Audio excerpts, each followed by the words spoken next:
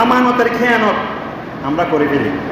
আমাদের কাছে অনেকে অনেক কিছু আমানত রাখে, অনেক রাখে। কেউ টাকা পয়সা, ধন দৌলত, কোনো এতিমের সম্পদ আমাদের কাছে জমা থাকে, অনেক কিছু। বা 1 টাকাও বলেন বা কোনো একটা জিনিস বলেন, যে কোনো সময় কোনো একটা জিনিস আপনার কাছে আমানত রেখেছে, সেই আমানতটা তার হকদারের কাছে পৌঁছে দেওয়া একটা বড় একটা আমল, কোরআন হাদিস ভিত্তিক। উচ্চ আওয়াজ দিয়ে বলুন আলহামদুলিল্লাহ।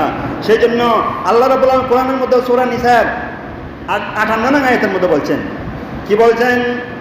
ইন্নাল্লাহা ইয়া'মুরুকুম, আল্লাহ রাব্বুল আলামিন তোমাদেরকে আদেশ দিয়েছেন। আল্লাহ কোরআনে যেটা বলছে সেটা বলছি, ইন্নাল্লাহা ইয়া'মুরুকুম, আল্লাহ তোমাদেরকে আদেশ দিয়েছেন, আন তুআদ্দুল আমানাতা, তোমাদের কাছে যদি কারো আমানত গচ্ছিত থাকে, সেই আমানতগুলো তার প্রাপ্য হকদারের নিকট যথাযথভাবে দিয়ে দাও, যথাযথভাবে বন্টন করে দাও, যথাযথভাবে বুঝিয়ে দাও। সেটা আল্লাহ আদেশ দিয়েছেন, অনুরোধ নয়। কোরআনের ভাষাগুলো বুঝতে হবে, কতগুলো আছে অনুরোধ। আল্লাহ বলছেন তুমি এটা করো, এটা করে। কিছু অনুরোধ রয়েছে আর কিছু হচ্ছে আদেশ। আমল মানে আদেশ, এটা ডাইরেক্ট শব্দ, ডাইরেক্ট। যে আল্লাহ তোমাদেরকে কি দিয়েছেন? আদেশ দিয়েছেন। যে আদেশ দিয়েছেন তোমরা পুরো এতিমের সম্পদ বা কোনো কিছু যদি কারো টাকা পয়সা যদি তোমাদের গচ্ছিত থাকে, আমানত রাখে, সেই আমানতটা তার কাছে যথাযথভাবে কি করে দাও? পৌঁছে দাও, আদায় করে দাও। এখন তো আমাদের কাছে কোনো কিছু রাখলে আমরা কি করি? গসব করে ফেলি। গসব মানে আত্মসাৎ। কোনো একটা জিনিস দেখেছেন, মাসখানিক পর, বছরখানিক পর যদি এসে বলে, ভাই তোকে কিছু টাকা দিয়েছিলাম, আমার টাকাগুলো দে, তোকে আমার জিনিসটা রাখতে দিয়েছিলাম, আমার জিনিসটা দে। ফেরত আনতে যখন যাবে, উল্টা তাকে মার্কে আসতে হয়। কি কখন রেখেছেন? কোনো কি আছে? সাক্ষী আছে? তুই আমার কাছে টাকা দিয়েছিস, তুই আমাকে এটা রাখতে দিয়েছিস, এটা কোনো সাক্ষী আছে, প্রমাণ আছে?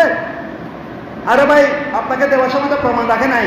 কিন্তু একটা মাসালা মনে রাখবেন, যতই আপনার প্রিয় হোক, যতই আপনজন হোক, কোনো গুরুত্বপূর্ণ জিনিস যদি রাখেন, সেটা দেওয়ার সময় টাকা হোক, পয়সা হোক, ধন হোক, দৌল হোক, স্বর্ণ হোক, চাঁদি হোক, দেওয়ার সময় আপনি তার থেকে একটা স্বাক্ষর নেবেন, আমার থেকে একটা স্বাক্ষর নেবেন, যে দিবেন তার স্বাক্ষর, একটা ডকুমেন্ট রাখবেন। এটা হচ্ছে আল্লাহ রসুলের বিধান, কোরআনের বিধান।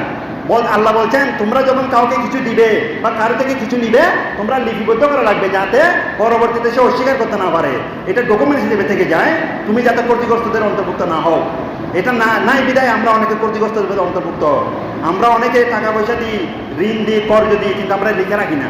মুখে মুখে দিই, পরবর্তীতে অস্বীকার করে যে তুই দেশ নাই, তখন তো সে আর ডকুমেন্ট দেখাতে পারে না, সে কি হয় না জাহাল হয়। সেই জন্য টাকা পয়সার লেনদেন হলে আপনি লিখে রাখবেন, একটা সিগনেচার নিয়ে ফেলবেন। আপনিও দাতাও সিগনেচার দিবেন, গ্রহিতাও সিগনেচার, এভাবে দিয়ে যখন ডকুমেন্ট রেখে দিবেন, তখন পরবর্তীতে আর কোনো কি আমার ঝামেলা হবে না, আর কোনো অস্বীকার করার কোনো সুযোগ নাই। এটা হচ্ছে ইসলামী বিধান।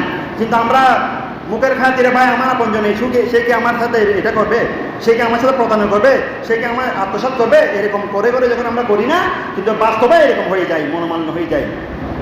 আল ফরজ মিকরাদ মোহাম্মত, কর্জ, ঋণ, কর্জ, এই সমস্ত লেনা দেনা, এগুলো হচ্ছে কি কাঁচি মহব্বতের কাঁচি। এগুলোর মাধ্যমে মানুষের সম্পর্ক নষ্ট হয়ে যায়। সেই জন্য লিখে রাখবেন, যাতে কি না হয় পরবর্তী সমস্যা না হয়। এটা হচ্ছে ইসলামিক বিধান।